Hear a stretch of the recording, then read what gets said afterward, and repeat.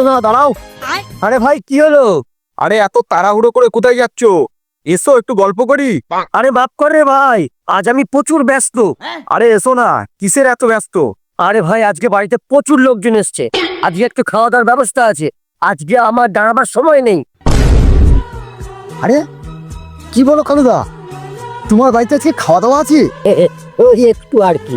ঠিক আছে, তুমি একটুখানি দাঁড়াও, আমি এক্ষুনি আসছি।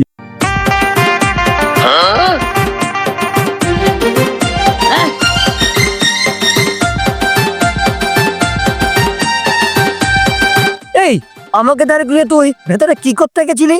দাদা, মাকে বলে এলাম আজকে তোমার বাড়িতে আমার নেমন্তন্ন আছে।